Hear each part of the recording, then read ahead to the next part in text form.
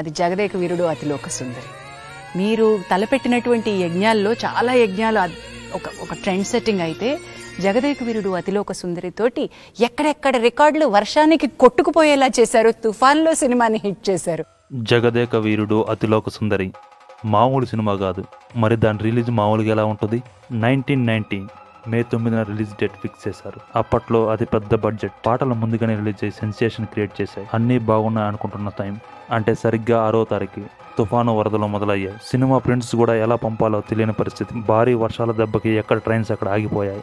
చెట్లు, కరెంటు స్తంభాలు కూలిపోయి రాష్ట్రం మొత్తం అతలాకుతలం అయింది. ప్రింట్స్ పంపడం ఎలా, కానీ రిలీజ్ ఆగకూడదు. తుఫాన్ ఎదిరించి చెప్పిన డేట్కి రిలీజ్ చేయాలని పట్టు. థియేటర్స్ లో కూడా మోకాళ్ళలోతు నీళ్లు, చివరికి ప్రొజెక్టర్ రూమ్ లో కూడా నీళ్లే. అలాగే అక్కడక్కడ మార్నింగ్ షోలు పడ్డాయి. అన్ని అంచనాలున్న భారీ సినిమా కళ్ళ ముందు నీటి పాలైపోతుంది. చేసిన పబ్లిసిటీ అంతా వర్షానికి మట్టి కొట్టుకుపోతుంది. కూర్చొని బాధపడితే ప్రయోజనం లేదు. అశ్విని దత్ గారు, రాఘవేంద్రరావు గారు విజయవాడ బయలుదేరారు. 11వ తారీఖు విజయవాడ వెళ్ళగానే రాఘవేంద్రరావు గారిని మనోరమ్మ హోటల్లో దింపి అశ్విని దత్ గారు వాళ్ళ ఇంటికి బయలుదేరారు.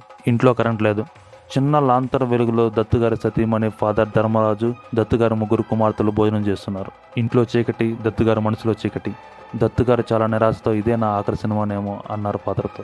ఆ మహానుభావుడు వెంటనే ఏం పర్వాలేదు, మంచి సినిమా తీసావు, సెటిల్ అవుతుంది, ముందు భోజనం చేయన్నారు. మరునాడు గుంటూరులో ఉన్న మంగా థియేటర్కి దత్తుగారు, రాఘవేంద్రరావు కలిసి వెళ్తే అక్కడ వాతావరణం మామూలుగా లేదు. బాల్కనీలో జనం మాస్ ఆడియన్స్ లాగా రెచ్చిపోతున్నారు. చప్పట్లో, వీళ్ళలో గోల గోల.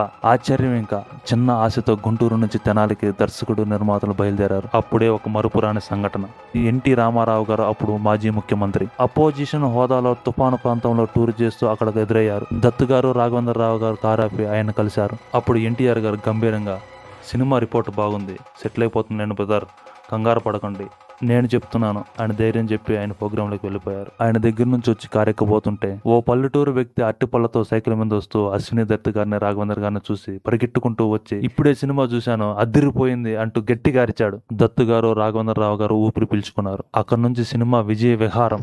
నాన్ స్టాప్ గా ఊరు ఊరు వాడవాడన చెలరేగిపోయింది. తుఫాను, వర్షం, ఆ బీభత్సం ఏది ఆ జగదేక వీరుడు అతిలోక సుందరిని ఆపలేకపోయింది. ప్రతి షో హౌస్ఫుల్. పడవల్లో టౌన్కి వచ్చి మరీ సినిమా చూశారు. ల్యాండ్ మార్కెట్స్ ఊరికి వస్తాయా? తెలుగు సినిమా చరిత్రలోనే జగదేక వీరుడు అతిలోక సుందరి అంటే ఒక తుఫాన్. 30 ఏళ్ళయింది. ఓ చిన్న డౌట్ మిగిలిపోయింది. ఉంగరం ఏమైంది? ఉంగరాన్ని మింగిన చేప ఏమైంది? అపూర్వమైన గంధర్వగానమేదో నా మదిలో మొదలుగుచున్నది. వెనక్కి తిరిగి చూసుకుంటే ఎలా అనిపిస్తుంది సార్ ఆ సినిమా గురించి? ఒళ్ళు గగురు పడుతుందమ్మా.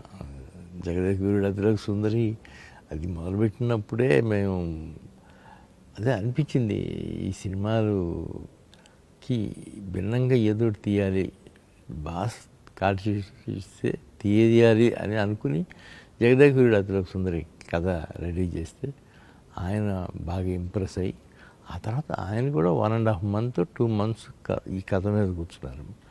దాదాపు ఆ కథ మీద 27 మంది రైటర్స్ వర్క్ చేశారు.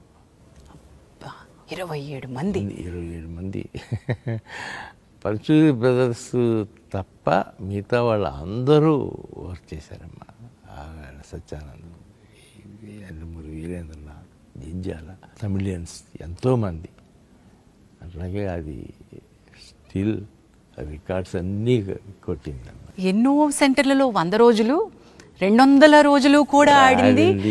థియేటర్లో మోకాల వరకు నీళ్లలో కూడా కూర్చుని చూసారంటే, ఒక తుఫాను ఆంధ్రప్రదేశ్ని ఉణికిస్తున్నా సరే ఎంటర్టైన్మెంట్ అది ఇచ్చిందంటే ఎంత గొప్పతనం అది, ఎంత గొప్పతనం. అలాగే అప్పటి నుంచి మొదలయ్యి చిరంజీవి గారికి నాకు ఎనలేని ఫ్రెండ్షిప్. అది వెలలేని ఫ్రెండ్షిప్ అంటాను సార్ నేనైతే. వెలలేని ఫ్రెండ్షిప్ నిజంగా అండి. 4 సినిమాలు చేసామమ్మా. 3 సినిమాలు అయితే అసలు అమోఘం. జగదేక వీరుడు చూడాలని ఉంది, ఇంద్ర ఈ 3 ఆణిముత్యాలు, తర్వాత జై చిరంజీవి, అది కూడా బాగానే.